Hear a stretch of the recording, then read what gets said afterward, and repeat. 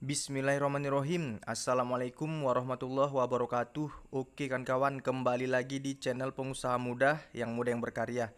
Oke kan kawan, di channel Pengusaha Muda ini khusus membahas tentang budidaya ikan gurami. Oke, buat kawan-kawan yang udah mampir ke channel Pengusaha Muda ini, jangan lupa di like, komen, dan di subscribe, karena subscribe itu gratis.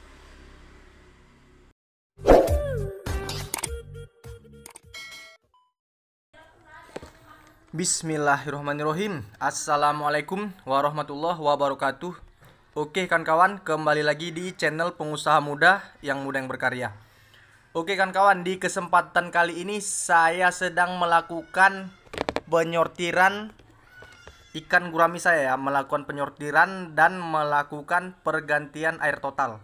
Oke teman-teman, untuk kolam terpal diameter 3 ini sudah berusia 5 bulan ya, maka sudah harus kita sortir ya. Ukurannya 5 jari 6 jari ya teman-teman ya. Untuk yang ukuran 5 jari 6 jari ke atas itu kita pindahkan ke kolam pembesaran ya, dan yang ukuran sedang 4 jari sampai 3 jari itu kita pindah lagi di kolam pembesaran juga ya. Jadi sama-sama mau kita besarkan. Oke teman-teman, ini salah satu kunci keberhasilan dalam berbudidaya ikan gurami, melakukan penyortiran ini ya. Karena yang bisa berhasil dalam berbudidaya ikan gurami itu hanya orang-orang yang rajin ya, yang tekun ya, Kalau kita rajin ya dalam memelihara hewan apapun, hewan itu akan sejalan ya dengan kita ya, akan sehat-sehat terus ya. Tapi kalau kita pun bermalas-malasan ya, cuma mau ngasih makan aja ya, cuma asal memberi makan aja, tidak kita perhatikan kualitas airnya, maka dipastikan itu bisa gagal ya teman-teman ya. Oke, karena ini salah satu kunci keberhasilannya, maka dari itu buat teman-teman yang baru memulai budidaya gurami, diusahakan usia 5 bulan wajib dilakukan penyortiran ya. Karena sekalian kita melakukan pergantian airnya. Oke, nanti setelah airnya kita ganti ya teman-teman ya, ini kita lakukan aplikasi dengan menggunakan metode terbalik ya. Sudah saya buat juga di video part 1 sampai part 3 ya. Di situ sudah ada aplikasi dengan menggunakan metode terbalik sistem biofloknya. Jadi teman-teman tinggal cek aja, nanti yang belum tahu bisa langsung komen ya. Nanti bisa saya buat linknya ya. Lihat aja nanti linknya di deskripsi ya teman-teman ya. Kalau mau lihat aplikasi susulan ya, aplikasi susulan atau aplikasi terbalik. Aplikasi terbalik itu sedikit saya ceritakan di sini ya. Aplikasi terbalik itu aplikasi yang ikannya sudah masuk duluan di dalam kolam, lalu baru kita aplikasikan dengan menggunakan probiotik ya, probiotik, garam ya, molase. Kita tidak pakai kapur dolomit karena pH air kita di sini cenderung bagus di angka 7, jadi tidak perlu menaikkan pH lagi. Oke teman-teman, ini prosesnya saya melakukan perlahan ya, karena saya tanggok sedikit-sedikit karena agar tidak merusak mata ikannya ya teman-teman ya. Karena apabila mata ikan ini sudah rusak, dipastikan ikannya tidak bertahan hidup ya teman-teman ya. Ciri fisik ketika mata ikan rusak itu matanya keluar ya teman-teman ya, matanya keluar. Jadi kita dalam melakukan penyortiran ini pun harus hati-hati. Apabila kita dapati mata ikan yang sudah keluar, itu lebih bagus kita goreng aja ya, kita masak aja, jangan kita biarkan dipindah atau dimasukkan ke dalam kolam pembesaran, karena akan menyebabkan kematian ya, dan akan menyebabkan sumber penyakit untuk ikan kita yang ada di dalam kolam itu. Oke, sangat mantap ya kan kawan ya.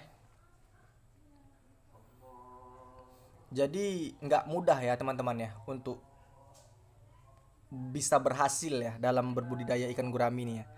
Karena perlu teman-teman ketahui karena ikan gurami ini sangat-sangat sensitif ya. Sangat-sangat sensitif dengan kualitas air ya teman-teman ya. Apabila airnya sudah jelek, itu otomatis ikannya sudah tidak mau makan ya teman-teman ya.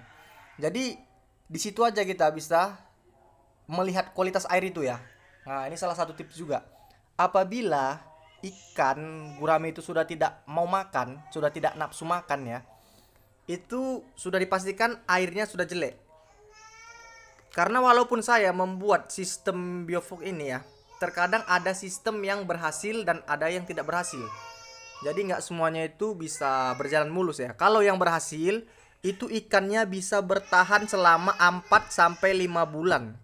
Ikannya itu lahap untuk memakan pakannya ya. 4-5 bulan ya bertahan air itu. Tapi apabila kualitas air itu tidak bagus ya, atau tidak berhasil ya, kualitas air biofloknya itu bisa bertahan 2 bulan saja sudah hebat ya teman-teman ya. Kadang dia di mau jalan ke 3 bulan airnya itu sudah jelek ya, sudah terasa bau ya. Lalu airnya itu sangat pekat ya teman-teman ya. Dan ikan tidak nafsu makan. Kalau sudah mendapatkan masalah seperti itu, langsung ditangani, dibuang air dasarnya ya teman-teman ya. Kalau bisa diganti semua airnya. Jadi maka dari itu ya, dalam berbudidaya ikan gurame ini sangat sensitif saya bilang. Nggak semua bisa berhasil ya. Tapi kalau memang tekun, memang dipelajari dan dengan jenis ikan gurame ini modelnya seperti apa, kemauannya dia seperti apa, kita harus bisa mengikuti ya teman-teman ya. Mengikuti kemauan ikan ini. Disitulah kunci keberhasilan ya teman-teman ya. Nggak bisa dengan kemauan kita. Karena apabila ikan itu sudah tidak mau makan, 2 hari aja itu wajib kita ganti airnya. Jangan kita nunggu sampai 1 minggu ya. Itu dipastikan sudah banyak yang terkena penyakit kalau sampai 1 minggu tidak kita perhatikan. Jadi mudah-mudahan dapat bermanfaat ya teman-teman ya, tips dari saya ya. Jadi ini kunci keberhasilannya.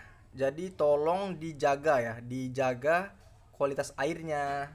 Lalu lakukan penyortiran air selama 4-5 bulan ya. Kalau teman-teman bisa mengikuti proses saya membuat sistem bioflok versi saya ya, versi pengusaha muda, itu mudah-mudahan airnya bisa bertahan 4-5 bulan. Tapi ada juga yang tidak bisa bertahan. Jadi kita sendiri yang bisa menilai ya. Kita sendiri yang bisa menilai di kolam itu kira-kira ikannya masih nafsu makan atau tidak. Ya. Jadi di situ ya. Karena tidak semua sama. Karena di 10 kolam saya ini pun ada 1-2 kolam yang tidak berhasil. Ya teman-teman ya. Ada 1-2 kolam yang tidak berhasil dalam sistem biofloknya. Jadi wajib saya buang lagi, airnya habis, lalu saya isi air baru, lalu saya aplikasikan lagi. Jadi seperti itu teman-teman. Intinya kita harus rajin dan tahu melihat kualitas air dan melihat progres makan ikan. Nah, jadi kunci keberhasilannya di progres makan ikannya dan pergantian air ya dan penyortiran ini. Kalau untuk orang pemalas tidak dianjurkan ya berbudidaya ikan gurame ini. Tidak dianjurkan kalau untuk yang pemalas ya. Kalau budidaya gurame ini memang orang-orang yang tekun, yang rajin, baru bisa mencapai keberhasilan ya. Keberhasilan itu dalam arti dia bisa mencapai ikan itu sampai panen, dia bisa menjaga ikan itu sampai panen. Nah, itulah keberhasilannya tadi ya. Jadi ada rasa puas tersendiri bisa menjaga ikan itu sampai panen. Oke, mudah-mudahan dapat bermanfaat ya, dapat menginspirasi buat teman-teman semua ya. Bisa saling menambah ilmu lagi ya. Jadi saya pun apabila diberikan masukan tetap saya terima ya teman-teman ya. Mau apapun komentar teman-teman tetap saya terima. Oke, mungkin sampai sini dulu video dari saya ya. Mudah-mudahan dapat bermanfaat, dapat menginspirasi buat teman-teman semua ya. Salam sukses dari saya, pengusaha muda yang berkarya. Oke, teman-teman, assalamualaikum warahmatullahi wabarakatuh.